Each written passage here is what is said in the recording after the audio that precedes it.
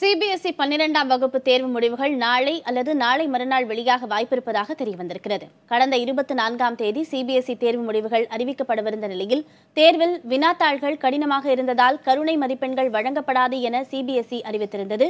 சிபிஎஸ்இயின் இந்த முடிவை எதிர்த்து டெல்லி உயர்நீதிமன்றத்தில் பொதுநல வழக்கு தொடுக்கப்பட்டது.